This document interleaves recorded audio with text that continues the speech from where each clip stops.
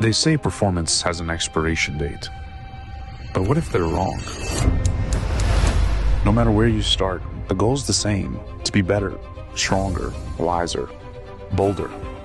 We're here for the relentless, those that don't back down, don't compromise, and don't quit. This is training for Masters athletes by Masters athletes, with a community that holds you steady. So say goodbye to random workouts, because whether you're stepping into following a program for the first time or stepping onto the podium, your journey starts here.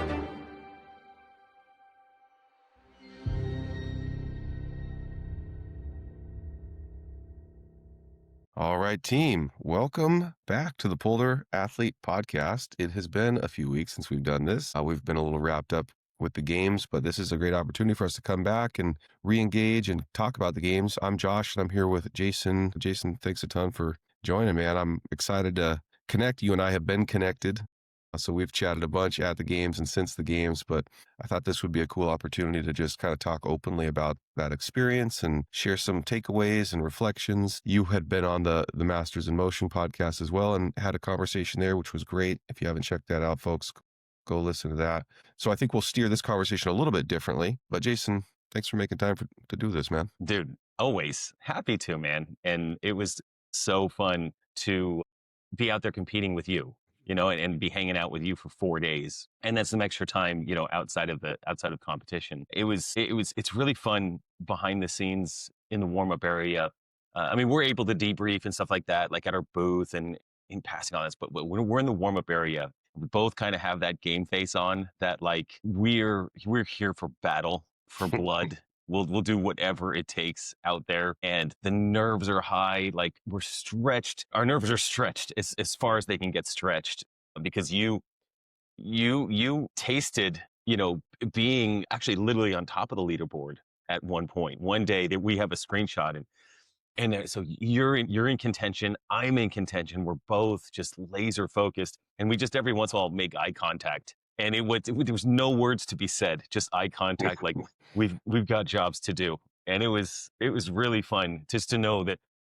We're not alone, but we are acknowledging each other's presence with eye contact, and then we're on to whatever other warm up we're doing. It was intense and very fun. Oh man, I could not agree more. There was definitely moments, naturally I'm kind of in my zone and I'm trying to get myself, in a great state to go be as competitive as possible. And everybody is in that state, and it's obvious. And so that back warm-up area, that's a unique environment, because there's this unique mixture of intense focus where you're giving yourself all the positive talk, trying to build yourself up to go literally dominate.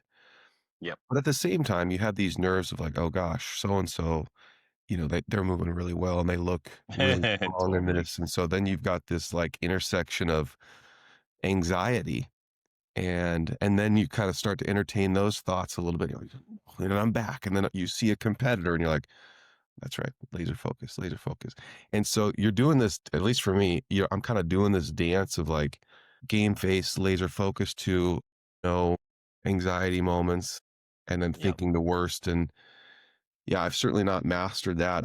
I don't know what's going on in your mind in those moments. No, it's funny back there. There's this combination of, like, everybody's looking around, and there's no doubt that it's not just you, it's not just me. Everyone is looking around and kind of watching what everyone else is doing. Yeah, totally. You're looking for the little strategies or a little hack or movement efficiency. And I would think back to the clean and jerk warm up area. So this was day one. Event number 2, we had already done a 7-kilometer run. That one was not, there's no strategy there. Just, be warm and run hard. But then the clean and jerk, you're back there and you're watching guys move weights that I warmed up to a heavier weight than I've ever warmed up before. And you're out there, like, you're watching other guys like, oh my God, if that's his opening weight, where's he going from there? Yeah. I had a number of guys that I was nervous about in a clean and jerk event, which is not going to be my greatest strength as far as the overall competition. But what I'm trying to do is be among those top guys. And every year they're all just getting so strong. But you're watching all of these guys lift. And I would say there's even an element of peacocking going on back there. Just a little bit of some guys showing their stuff. And I have been in enough competitive situations to know that that is not indicative of their performance out on the floor. Yeah. You'll see a guy, maybe in another scenario, he'll be doing wall walks at Mach speed, just up and down, just flying up and down, the running over. And what was after wall walks? Oh, snatches. Yeah. So rope climbs. I mean, there's guys that were just going so fast. I was thinking, like you said, anxiety wise, like maybe, I mean, I know my speed on wall walks. I know my speed to do 24 wall walks in this workout, but there's guys here that may either destroy me because they're moving so fast, or they're making huge mistakes by moving so fast. Or when guys are doing double unders, they're doing double unders, jumping over a line. We're all practicing. It's a constant state of, I think you nailed it, feeling a level of confidence and then an extreme level of anxiety because of what people are doing around you. And they automatically, and I've won 6 titles now. And every time I'm out there, I feel like the small guy. I feel like an underdog. I feel like everyone else out there is fitter than me, which I know we could talk more about that.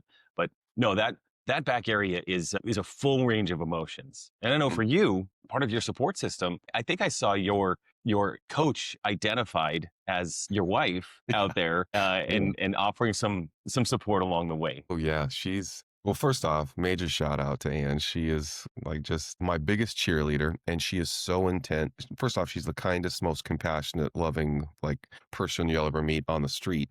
But you put her in a competitive environment and look out, she's an absolute bulldog. Absolute bulldog. Even Aaron Bewley described her as like, dude, your wife is intense. She's like a firecracker. I'm like, oh yeah, don't mess with her in a competitive environment.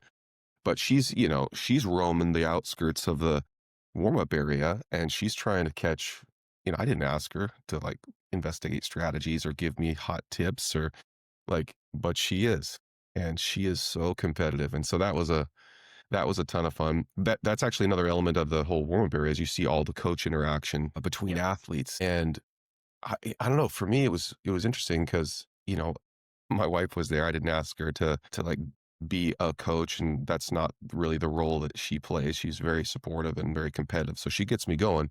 But you see all the interaction between coach and athlete, and it's so focused and it's so intense, and you can see that there's clearly a relationship there, and they are giving all sorts of interesting strategy.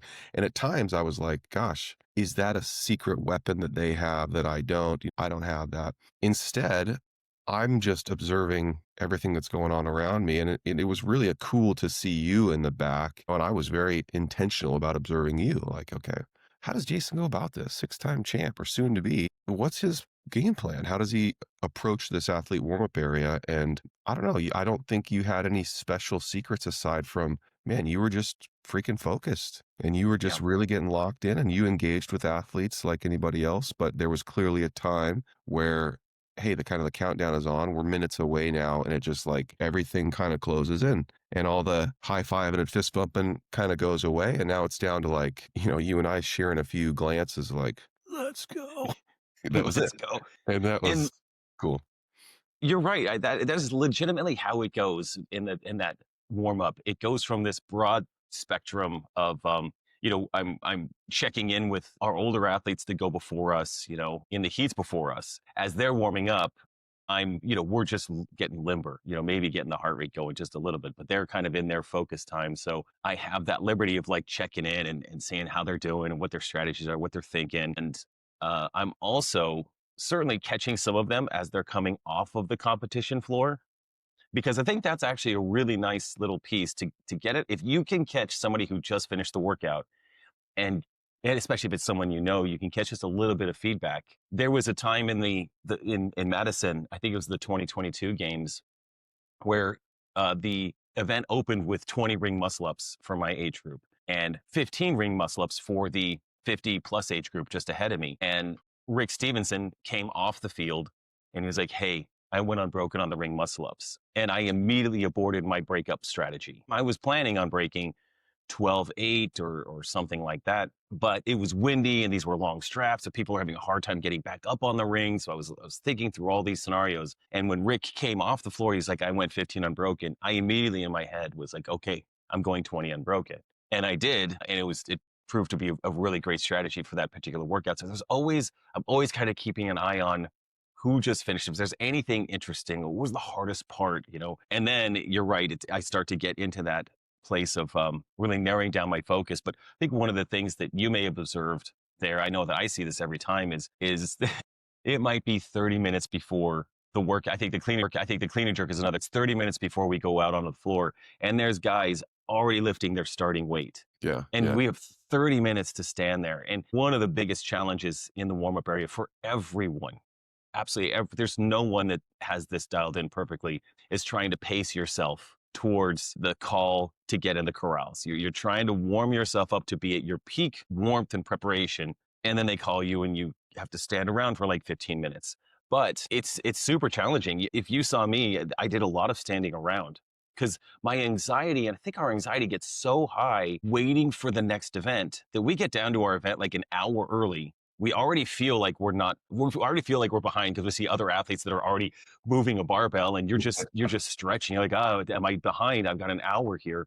And then all of a sudden you get out there and you're starting to move a barbell and you realize, hey, you have this tremendous timeline between that moment and when they're going to call you. And now you have to significantly pace yourself, not overwork. You're just getting warm. And it's so different than getting warm for a workout in your garage or in your gym where you walk in and 15, 20 minutes later, more or less, you're in zone 4 on a workout. You're just going for it. Here you're trying to optimize yourself, get yourself completely ready. You're doing a couple of extra things because you saw someone else, they're like, oh, that's a good idea. He's doing that stretch. And maybe I'm going to do that too. That's a great one. But no, it does come down to that last few minutes where, okay, it's go time and there is nothing else happening. And then you're in the corral, right? And you're listening you're trying to hear the workout description. They're describing the workout, the movement standards. They're going through all of that. And you know all of that, but you're listening intently in case there's something you may have missed. And then you're running through the rep schemes in your head. Okay, it's 2-6-4, 2-6-4, 2-6-4. I don't know for you, but I know for me, when they say, okay, they're done with the briefing, get in your corral. Like adrenaline dump, ultra focus, and a big dose of anxiety right then. Like huge nerves kick in. And that's every event, not just event one. It's every event. And that is the behind the scenes there. That's exactly how it goes for me as well. And as I've reflected on it, there was events where that moment of focus was more significant than it was for other events. And so that becomes a real kind of learning for me. It's like, well, why was that? How did I get so laser focused for that? And I was unable to recreate that same level of focus and just drive going into the following events. And then knowing now the outcome of those events, like how that impacted me. Like the event, I forget which event it was, but the event that I won, the one that was the double unders, echo bike, and handstand push-ups. So I had tested that event a couple times. I definitely had some confidence going in. I felt like, this is a good event for me. You and I had spoken in advance, and I think I had shared, like, I think this could be a really good one. And so there was some confidence going in, which helped my focus. Man, in the athlete area, and once we got to the corral, I was like Terminator. I just had it, and there was nothing that was going to distract me, and I was so locked in, and I could feel a different level of locking in, and I was aware of it in the moment, and I could harness that, and then went out, and the event went great, and I won the event, and that was, a huge high for me. And so then I'm like, well, gosh, okay, this is the recipe. And so now for every event, I'm just going to get that focused. So this is great. I've unlocked this secret weapon for myself. And then I couldn't really recreate the same level. The next event was the sled, I think. And that, what maybe on paper could have been a great one, didn't turn out great. Couple hiccups during the event, but still my focus wasn't the same.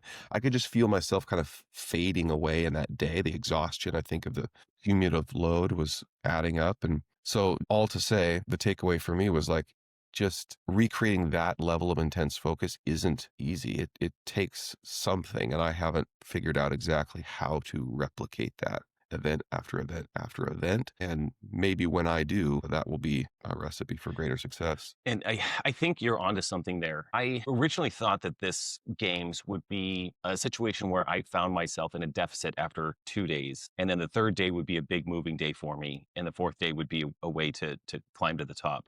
The way the workouts were laid out, with the first day being a very specialist style, runners win running events, lifters win lifting events. Yeah. So I certainly expected to be further down on the leaderboard after day one, with day two being just 2 events. And, one being the kettlebell event, which was a wild card.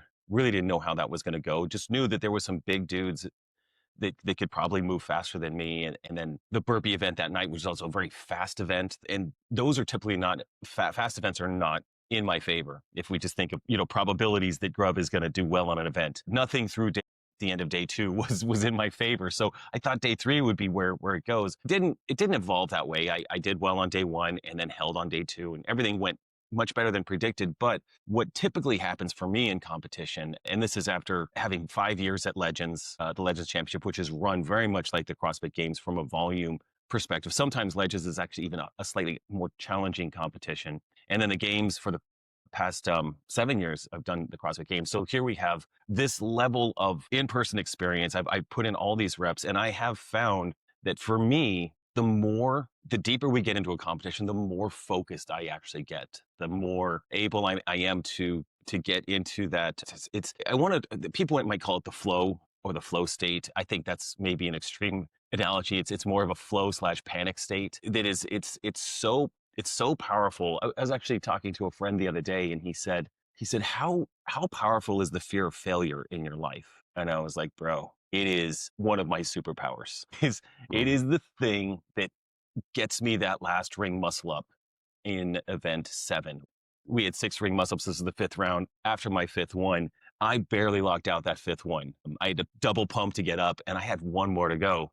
And it was a huge gamble to even try that last one. I caught it super deep, and then 2 or 3 pumps, got it locked out, which was great. But it's this significant. It's almost like and my body is adapted to it. My body's adapted to being in this state of, I don't want to call it a fear of failure, but there's a fear there. This is a carnal experience for me. It is a fight or flight type experience. And this can be a huge advantage in some of the workouts where you want fight or flight to kick in. You want all of that core reptilian brain to make your body do things that it shouldn't be able to do in any way. And there's certainly other events where that could hamstring you. If we're to think about the last event, you've got rope climbs, wall walks, and snatches. Rope climbs are rope climbs. You could do that with the fear of failure, jam it through your system. It's fine. Your precision is not part of rope climbs, but wall walks requires a little bit of precision, a lot of focus. Like if you don't get your hands on that tape, if you take a no rep with that amount of reps, you're risking so much in one no rep. If your feet come off the wall early, if your hands take a step before your second foot is on the wall. So there's a high level of precision, not huge skill, but high level of precision there. And then snatches, after all those wall walks, take a tremendous amount of precision as well. When you have that reptilian part of your brain just driving you like crazy and your heart rate has exploded after rep 1, that can actually get you in trouble. And I know I'm talking through both sides of my mouth. On one hand, I want that source of fuel, for lack of better words, to propel me. In other events like the final event, part of my process prior to the 3, 2, 1 go was to calm myself down, to feel a sense of calmness and quietness on that start mat. I mean, they get pictures of this sometimes. I literally close my eyes and am in like almost a meditative state at the 30-second mark to calm everything down, because this is an event where I can't have a surge of adrenaline cause me to move too fast. Yeah. So there is that balance there. And I imagine for you, Josh, having the confidence that you have in your double unders, which are ridiculously consistent. And I knew you would do well in that event as well. Given what you had told me about your couple of tests in the event, I'm like, dude, you actually made me scared that I was so deficient in the event. Honestly, I was like, I'm gonna blow it. I wish I could take some of Josh here, but I think there was probably a fair balance of like confidence, adrenaline, and a sense of calm, because you had such confidence knowing like, hey, this is my jam. This handstand push-ups, the echo bike, this is stuff we do all the time. And double unders are just, one of the things that this is not something that's concerning for you. And it's not high skill, but it is high precision. And there was likely a calmness there for you that you just coasted your way through that. It looked more effortless than a lot of your other events. Yeah, the handstand push-ups for sure. I had this sense that I don't think anybody will be faster than me on handstand push-ups. So whether that was true or not, that at least was my sense. And so that gave me some confidence there that I'll probably get to the bike relatively quick. And then coming off, I did. And I was like the first, if not one of the first, to get to the bike. And then the bike is like, okay, I think I'm among the stronger bikers here. Probably not the strongest, but I like my chances on the bike. And then to get off the bike and move into the double unders, kind of looking around. And that moment was a cool moment, where you just like the crowd's kind of roaring. It wasn't for me, it was for my competitors. But knowing that means that I'm in the lead, that was cool. And then early on, the double unders felt pretty darn good. I was stringing them together. Boy, towards the end, it was absolutely maximum effort to like string together a few double unders. And I had tripped, I don't know how many times. And in watching that event back, oh my gosh, I'm watching myself like, dude, let's go. Stop tripping, pull it together. But to eke that one out was pretty cool. And yeah, that was definitely, as I reflect on just the games in general, one of my highs. And it kind of helps, as I unpack the why, which we've just discussed, like, do I need to do a little bit more testing of the events in advance? And is it the testing that gives me a little bit more confidence? I had tested all the workouts aside from the sled, but that was the only one I had tested multiple times and had just more learnings. So there's a little something to that. Interesting that for that particular event was the event that turned the CrossFit Games for me. And I had tested that event twice as well. And I think others had tested the event. And in fact, your first test, we had talked about this. Some people tested it by having, 3, 2, 1, go, kick up to the handstand right on the wall, just be right there, kick up to the handstand, go straight to the bike, go straight to the double unders and just hammer them. And so I think in your first test, you just murdered the workout. And I certainly planned to do that, but I came in the gym and my training partner, Ethan, who's this, 25-year-old kid, great guy. He's like, hey, should we set this up so you run across the gym to the handstand push-up wall, and then we'll move forward every 50 double unders, kind of like they'll have that. I was like, ooh, that's a great idea. Yeah, of course we should do that. But I can't take credit for it. This kid, he set it up. It was awesome. And so I tested it, and I didn't finish until I was in the fourth round, right? I had, 30 or 40 double unders left on the fourth round. Okay. And that was with a certain pace on the Echo bike. I had planned that out. And then we retested it. I know you retested it using that method to get another feel up for it. And I retested it, and I got just about the same score. Although the second time I tried to destroy the bike. I went ham on the bike and still got the same time to finish. So when it came to being on that competition floor, I know that there was, I'm up against just a phenomenal competitor, Kane Hayes from Australia. He is by far the hardest competitor I've competed against in 2019, 2024, 2025. He is relentless, great guy, but definitely had me nervous. On that event, he went out so hot. He's a guy that can just crush the bike. And I knew going into that event, I know what I'm going to do on the bike. I'm going to hold that 800 watts, but I know I'm going to hear him like pounding 1200 watts on that bike. He's going to, the thing may even shimmy apart with him on it. He gets off first, fully expect that. He's on double unders. And I'm just thinking, okay, I got to stay close to him. I just can't let anyone else get between us. That's my whole strategy in this workout. We get to the fourth round and our heart rate is through the roof.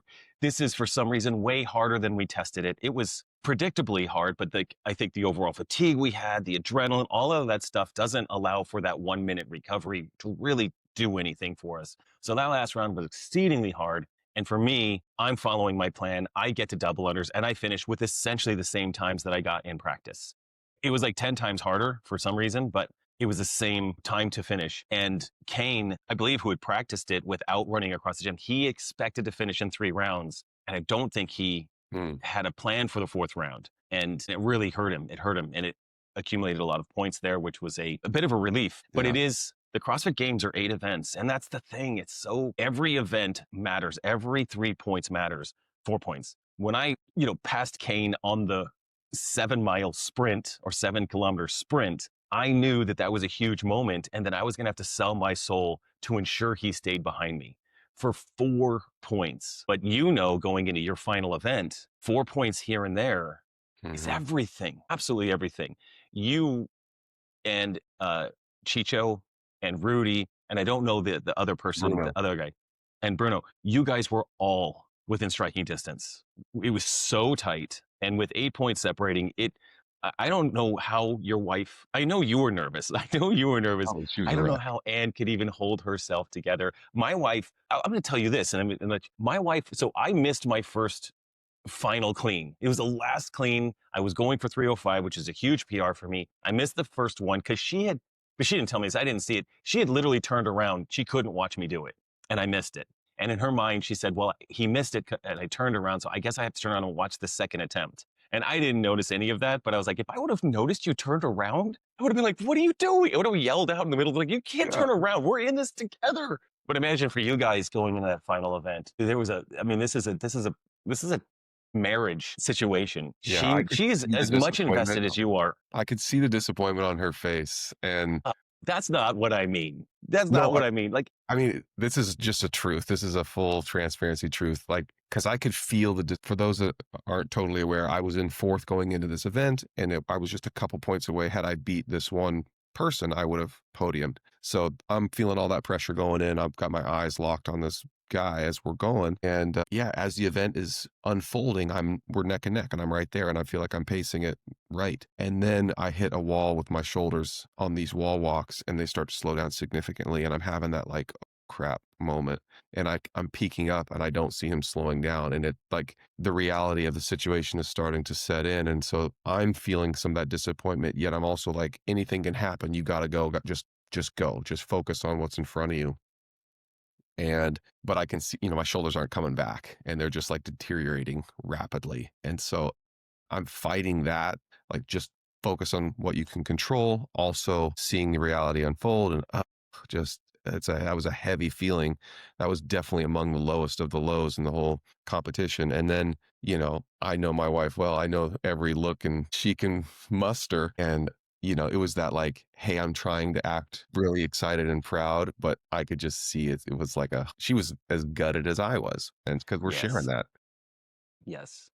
Anyways, that was a tough moment. And so it's still taking me time to find this like full blown appreciation for finishing fourth, which I am really stoked about and grateful for. And it's a huge proof point of the progress I have made from last year to this year. But man, when you're on top of the leaderboard at one point and the podium is like literally in your hands and you let it slip away, that is a tough pill to swallow. So that will be fuel for me going into this next season. That's going to be Well, did you know that, I know this wasn't your first year at the games, and you improved year over year, a year older and better. But my first trip to the games in 2018, it was in fourth place heading into the final event, which was, I want to say it was pull-ups and thrusters, then chest to bar and thrusters, then bar muscle-ups and thrusters, some sort of combination like that, right? And I didn't have quite the confidence on all of those movements that I do now. Can bring that back. Let's go. But that's great. I mean, this week, but I was within striking distance of being on the podium at my first CrossFit Games. And in fact, the Sean Ramirez, who I very much looked up to at the time, he's a guy that was very quiet in the warm-up area. He just doesn't talk to anybody, very focused. And I'm intimidated by everybody on my first trip there, but he actually caught me in the corral and he's like, hey man, you're in striking distance. Let's do this. And I was like, oh, he knows my name. Like Sean Ramirez knows my place. Oh my God. And he was about to lose his first CrossFit Games to Neil Maddox that year. It was actually a really neat moment for him to share that with me. And I went out there, I was like, I could win. I could get on the podium here. And we get into that workout and I had a similar experience, but my body was not doing what it needed to do. And I'm watching the guy next to me just move a little bit faster on literally every single rep. And I'm trying my hardest, almost now in that kind of a workout, I'm not trying to manage shoulder fatigue. I'm just trying to go faster and I can't. I don't know how to go faster. I had lots of I know you've done all the math. If I would have done this, if I would have done that, it would have done, all these different point spreads. And I did all of that math afterwards. And you walk away with like, okay, fourth it is. Now, I don't see this happening in this situation. I think the guys I always give the benefit of the doubt that the guys we're competing with are all, walking a clean edge. But everyone was drug tested. And in 2018, that was my first drug test. And it did turn out down the road that Sean Ramirez tested positive that year. So I ended up getting a medal. And I don't know did I ever tell you that story that, no one calls me. CrossFit, they send me a link that says, hey, for the review, you take third place. Let us know your address and your bank account. That's it. So I get a FedEx with a medal in it. That's it. No note, nothing. And I do get a $3,000 deposit in my account. And I mean, I'm fine with it. And it's in the drawer behind me. It's a sweet medal. But yeah, it's really tough. Now I didn't have this was just like, I just want to not be terrible at the CrossFit Games. You had a little bit of taste there. And I think my bet for you, and for actually a lot of the Boulder athletes that had tasted some level of being right there near the podium. I know Joey Hoshman in our age group was in Yeah. a similar situation as you. It was there for the taking, Yeah. if possible. And every single rep that you're able to put in these significant competitions like the CrossFit Games or MFC, I think puts on a very decent competition feel. You know, you have a lot of these feelings, these emotions, these adrenaline dumps, all of that goes in there. Legends Championship, Fittest of the Coast, which I think we'll probably all be going back to do for fun in the spring. All of these are competition reps. And you mentioned earlier that, you know, maybe if I would have practiced these more, yeah, maybe if you tested each one of the workouts twice. My bet is that, and I know in my experience at least, competition reps can't be recreated. Yeah. You need to log as many reps on that competition floor as possible so that you can deal with adrenaline dumps and how to manage that on the floor when like your clean and jerk is super shaky because there's so much adrenaline jamming through your system. Or when it's day 4 and you didn't sleep, you haven't slept in days, and you've got to go out and battle on the floor, knowing what that feels like and knowing what to expect out of your body when your recovery is literally on a negative number. Like you broke your whoop. Your whoop is not even tracking a heart rate anymore. But all of that comes with the experience of multi-day competitions. And I don't think you can't emulate that. I've tried to kind of recreate that. And the only thing that kind of does that is maybe the virtual semifinals, where there's a lot on the line. But it's still not like having Chico Casada standing right next to you with his beautiful smile. Yeah. He's just there. He looks happy. He looks like he's having fun and there's no What a stress in good the dude. world. And we're just there like literally, I don't know.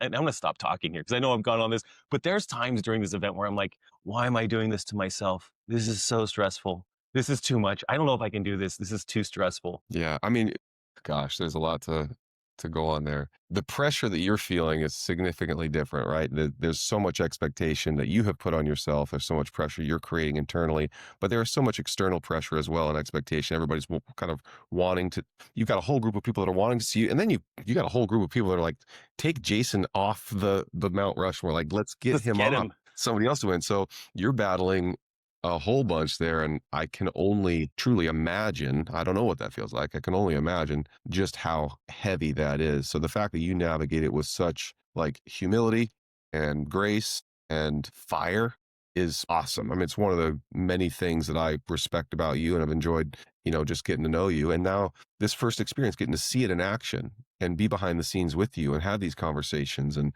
it's been really cool. I mean, what a cool opportunity for an athlete to learn from a now 6-time champ and see what goes into it. And, I had respect for you before, but I've gained even more respect in just seeing your approach to the process. And I'm hoping I can soak up as much as possible because I have every intention of going back. And, I want to improve. I'll tell you what we do. I have a YouTube video coming out, I think probably publishing Tuesday, which will be part 1, maybe 2 or 3 parts to this one.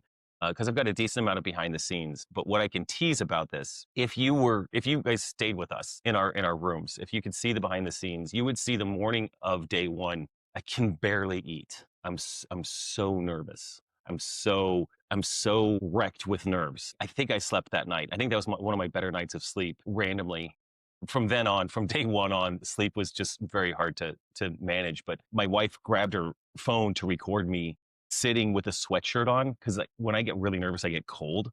So I'm sitting in the hotel room with a plate of rice in front of me. I have coffee. I've got a little bit of yogurt. This was, our kickoff was at 9:30 or something on the first day, so it's pretty early. And I'm like, I have to get food in me because I've got a 7K run. I'm not pushing that on an empty stomach or with no carbohydrates in my system. So I need as much fuel as I can get, but I can't even swallow because I'm so nervous. And then as we're walking, we walked from the hotel down to the river where the start was. I was like almost praying and pleading with my body, please digest this food because I need food. I need this. But if you don't digest it, at least let me throw up soon. Like I was literally on that precipice of like, if I can't digest this, I can't run with it. So we gotta pick a direction here with my body. And this is just, And that is the standard. And it's even the couple of days before, as we're driving to Cleveland, when we pull into the city, I feel this thud in my core. Like, Oh yeah. crap, we're here. And then, the next day we've got the shakeout session with the Boulder athletes, which is really cool. But I'm both excited to see everyone. I'm excited to lead the team. And I'm also significantly distracted in my head about how nervous I am. And then the next day is check-in day. It's even worse. It Yeah. never gets better. And I think if there's competitors, whether it's your first or your umpteenth, those nerves are just legit. And I think nerve management, that's probably something I need to work on. I think I lost a couple years off the end of my life this past weekend with self-pressure. Everyone's going to love me, that's meaningful to me if I don't win. But I will say this, that on our way down there, my wife was like, we're driving. This is part of our 10-hour drive to Columbus, maybe towards the beginning. And she was like, so let's just get this out of the way. What happens if you don't win? Let's just talk about this really quick, and then we don't have to talk about it at all. And I was like, well, we've got some stories to tell if I don't win. I'm probably gonna have to do some therapy with my friend Ian. I mean, I was like, legit, like, here's the plan. I'm probably gonna start doing Sunday mornings therapy sessions with Ian, who hopefully is listening to this podcast, because Ian, you would have been busy with me. And I would have had to, it's okay. Everything would be okay. I just know that there would be a whole process I would have to go through. Oh yeah. And I'm literally getting ready to go on a backpacking trip this week. So I know that I'd probably be processing the entire backpacking trip. The fact that I'm not the champ. Yeah. And that's a little silly, actually, because this isn't like, it's not like being the president or something like that. This doesn't matter it doesn't matter that much. It's But just to so me, deeply ingrained in your identity at yeah, this point. Both it how you is. see yourself, how others see you, you're Yep. synonymous with a CrossFit champ. And so to break And it those two is. things apart is hard. Yeah. There was one of the Road to the Games episodes was about Tia and Shane. And it was an interesting one. I didn't watch all of those series, but my wife was like, hey, you need to watch this one with Tia, because she's a little nuts in a great way, but a little bit like, her brain is wired. And I watched it, I was like, oh my God, the way she's talking is so familiar. It's so familiar. And I'm not comparing myself to Tia. She's the goat of goats. And I can't go out and win High Rocks. I'm not, whatever. But I know that feeling of like, well, what's going to happen next year? Probably going to do this. I mean, there's this weird, like, how do you pull yourself away from this? Hmm. It's not a mental disorder. Maybe it is, but it is definitely tied to identity. And I think that's probably, you think you nailed it on the head, that if I didn't win this year, and I will not win at some point, there's no Yeah. doubt, I will have to navigate some identity shifts there. Yep. And that's okay. And I'd like to be the person that chooses that. Like, I Yeah. know Matt, he chose to retire. And so maybe at some point I'll be like, okay, this is enough. But You'd like I mean, the I'm John looking at Elways of the world. You finish on top, you walk away, you ride into the sunset. yep, that would be great. The That'd Peyton be great. Mannings, I think after he won with the Broncos, that was his last year. So I'm thinking like 10 or 14 championships. Something like, I don't know. What it Hey, is. I'm here for it, buddy. Keep it alive. Let's go. Okay, I want to shift gears a little bit because, Yep.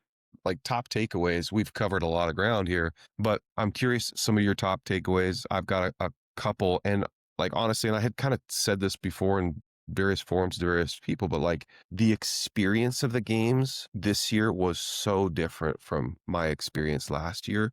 Being a part of Boulder, having a Boulder family, like kicking off that Tuesday night by getting, I don't know how many total athletes we had there, probably 15, 16 athletes, almost all of our athletes there, was such an incredible way to like set the tone for the week and like build Yep. connection and know that, hey, as we navigate this battle over the next handful of days, we're doing this together. And you're going to have faces and people and relationships that you can lean on for support.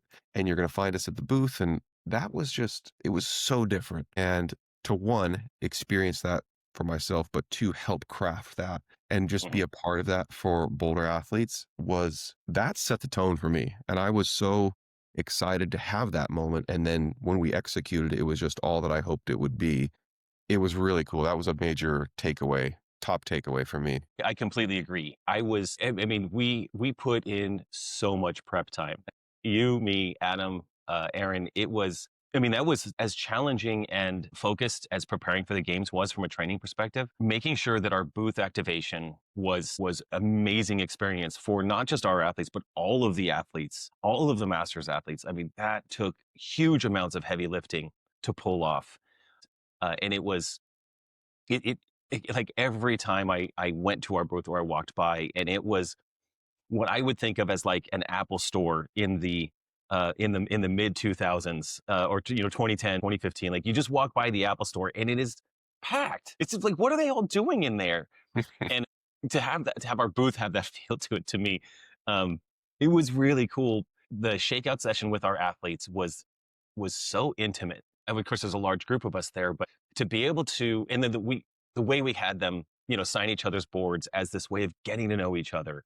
I've seen all of them online, right? And I have multiple conversations with all of our athletes all the time, normally via like text messenger, but to see them from multiple countries and shake their hand and just have that personality really shine through there. Now we know them.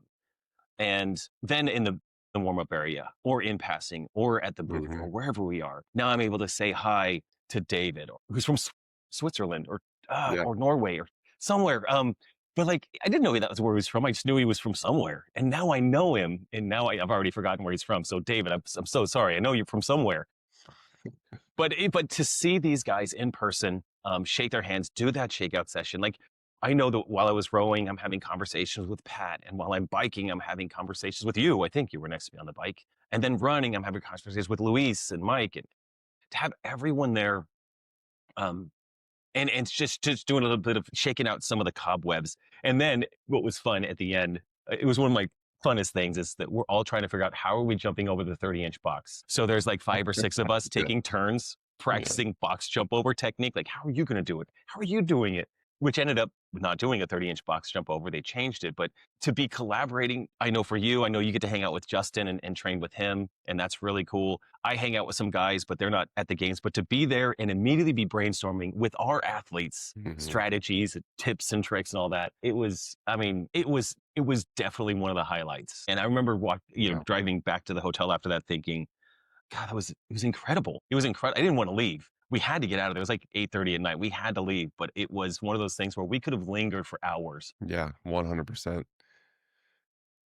I'm thinking, yeah, I couldn't help but think back to my experience the year before, which was a little bit lonely, and I was stoked to be there, and it was an awesome experience. I was energized by it all, but I didn't know anybody, and there was no connection. I didn't have a moment like that. And so then thinking of how many first-time athletes we had there, that this was going to be their first experience, and it was really going to reshape the days ahead. That was so satisfying, and it's something that they won't be able to quantify because they didn't have anything to compare it to.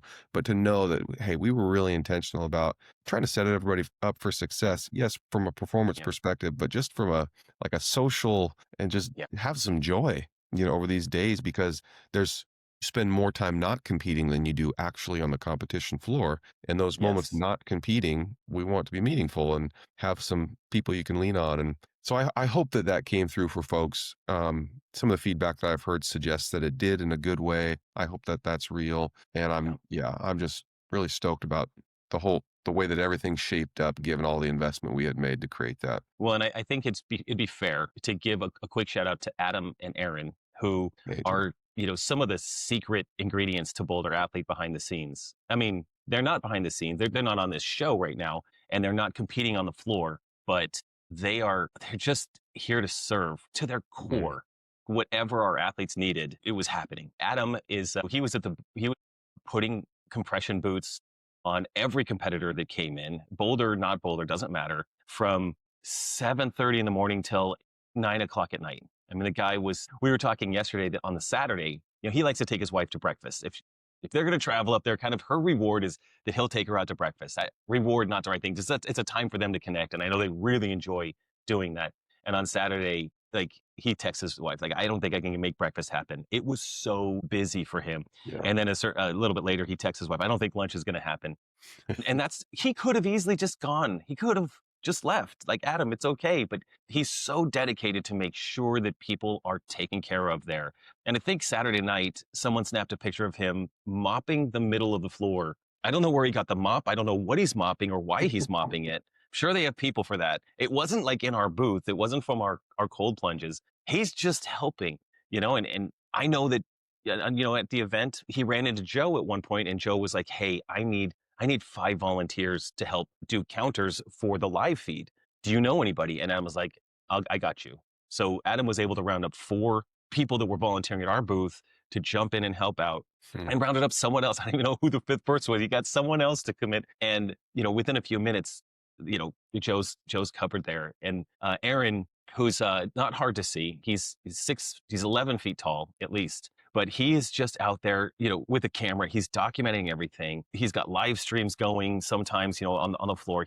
He's a guy that you can't miss when you're on the competition floor, because he's just right there cheering you on. And also behind the scenes, just like checking in. Hey, what do you need? Do you need anything? We're in the warm-up area. He was my quote unquote coach. So there was a certain point where I didn't have any clean boulder wristbands. I had other wristbands, and I was like, Aaron, bro, I need some wristbands. I can't go out on that competition floor without yellow wristbands. This is just our trademark right here. And I didn't even know if he got the text message, but then 2 seconds later, I see him there. He's got a handful of writbands for me, tearing the package. Like, bro, amazing. Like, that's so 3 true. would have been good, but 9 is great. This is awesome.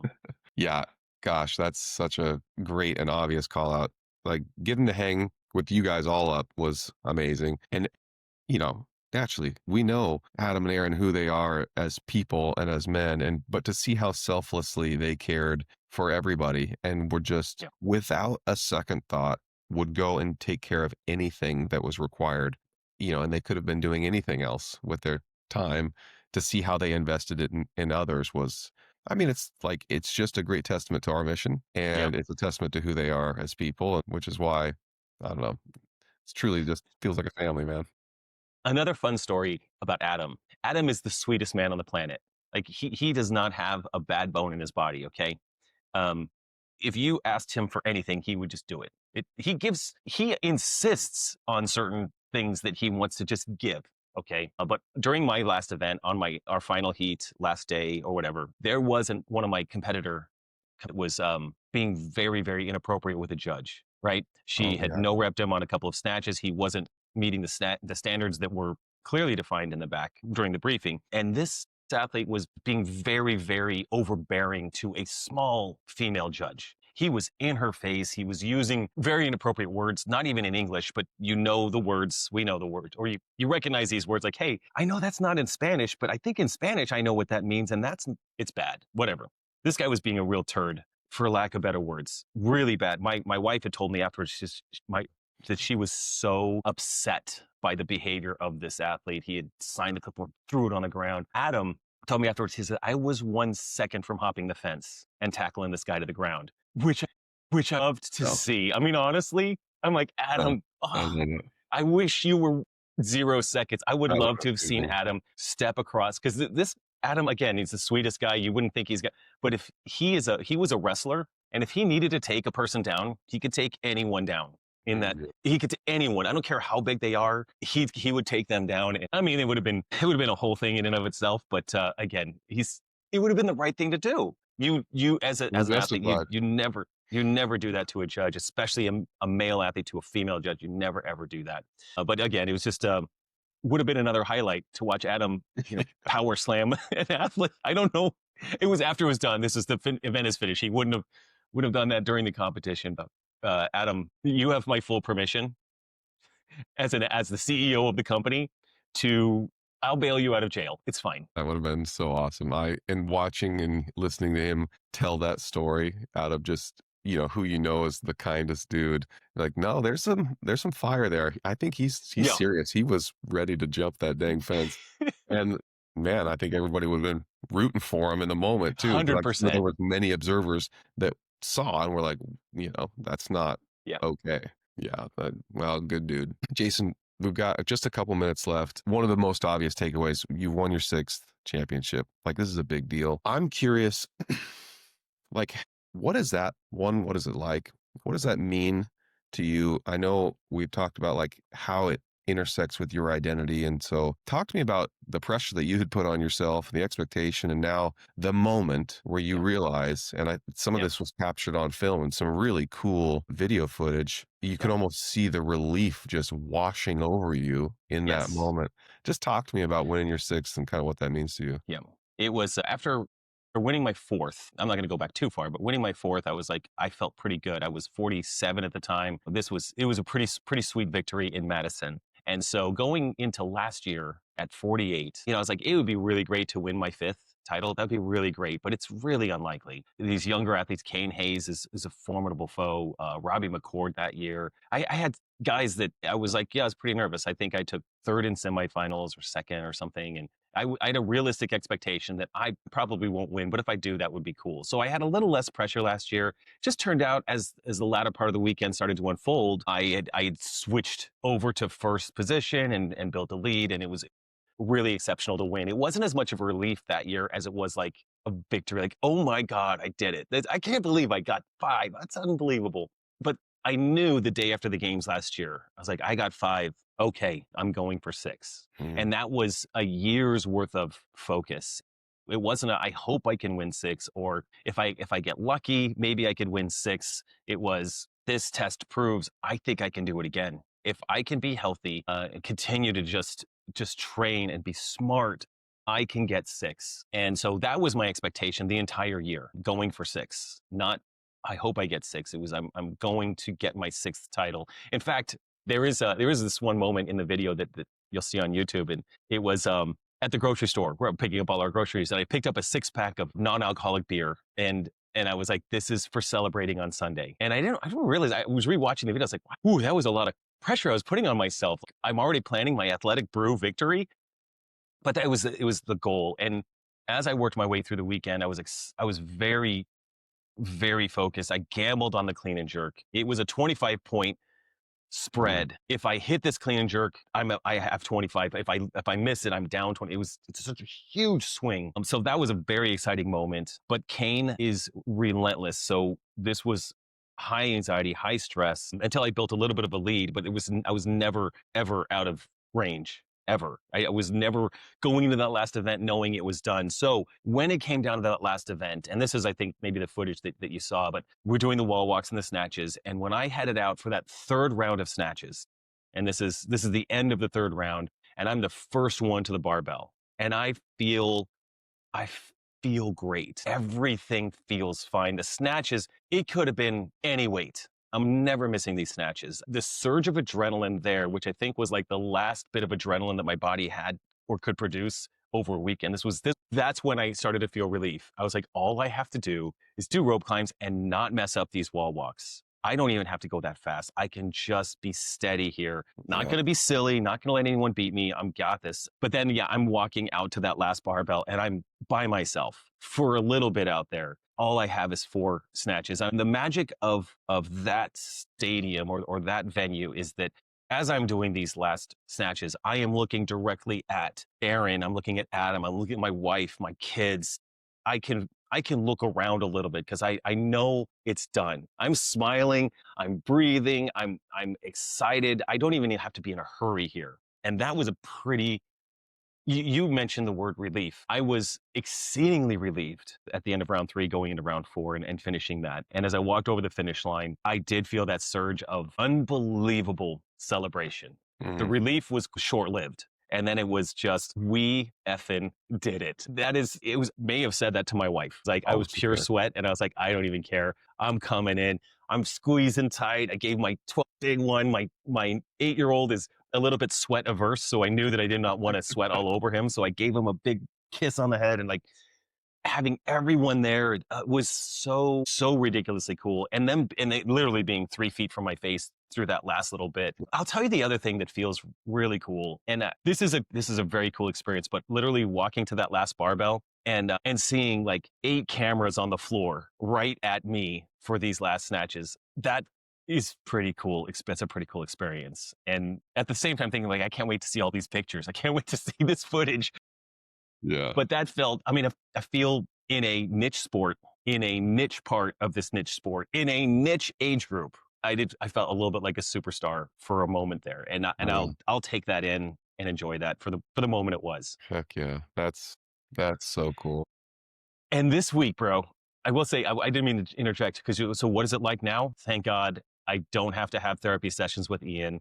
And this week for the backpacking trip, I can just go and not be working through all the scenarios in my head. That was in it. And I just know that would have been a huge part of everything. And like, I don't have to carry that mental load yet. At some point I do, but this week I don't have to carry that one. Yeah. I mean, the other thing that, we've not really talked about is like this win, and nothing is guaranteed, but it's a big deal because it unlocks what could be a stretch for the future, because this is your last time competing in this age group, and you're going to bump up to an age group where, you are the young guy again, and you're going to have some advantages there. And naturally you're pretty fit and pretty darn experienced. And so I think a betting person would probably start to shift their money in your direction as to who's going to win this next title. So not to like start that pressure, but I know that that's on your mind, and 100%. that opportunity is real, and that's pretty exciting on what could be for the next stretch of time. And yeah, that's cool. Well, So I'll tell you it what. just adds to, you didn't want this to be the anomaly year. Like, No, getting this I one was didn't the want this hardest to be one, like, really, in many ways. well, he's only winning 50 because he couldn't win 49. It's like, they always had those phrases like, well, the reason so and so won was because Matt wasn't competing, or because Rich wasn't competing, or something like that. And I did want the story to be told. Like, I swept the division. It wasn't that I got old and then couldn't win anymore. I swept the division, and I do want that to be a legacy. It is part of my identity. I'm super proud of it. It's funny. It's more about being proud of the accomplishment than the hardware. Like, in a perfect world, I have 6 jerseys and medals up on my walls around me just to remind me and everyone that, like, you're talking to the champ. That's I have my posters up in my garage. Like, those are cool. But for me, it's a sense of like, yeah, I did it. I'm going to continue doing it. And I do have a drawer that is full of hardware. In fact, I was on the CrossFit Athlete Council call a couple weeks ago, and Dave Castro was on there, and he was like, hey, what are the medals that you get at the Age Group Games? I was like, Dave, it's the same one, like, and I literally pulled it out of the drawer. It's like, this is the same one that, Tia gets, or whatever. It's great that we get that hardware. So it was actually of course that got a bit of a laugh, because I literally turned around and grabbed it. I could have grabbed like 6 of them, and, that's too much. But yeah, it's a legacy that I want to continue. And you're right, 50, 51, 52. I'm not sure what we do, because now if I win a couple and I'm healthy, that's something that we're just trying to maintain. Yeah, we'll just keep going, and I think all of us, and we're going to keep training Boulder athletes that are going to be competitive with me in this space. Joey Hushman was an inch from the podium. He was a no rep on a wall walk from being 3rd place, and he is my age, and he is aging up with me. And you've seen Joey; he is a monster. And I've known Joey for years. I actually I did training with. I've been training him for years, and then he joined Boulder. So he's a guy that, like, he's on my radar, and I love him. Joey, if you're listening, I love you, bro. And the only person allowed to beat me is a Boulder athlete. This is just the science behind it. So yeah, Joey, we got to go. He's gonna compete at Legends, which I'm not competing at, and I'm gonna have all kinds of FOMO as he stands on the podium. All eyes pointed towards staying healthy, staying fit, and maybe some new PRs as a 50-year-old. That'd be great. Can't wait. We're here for it.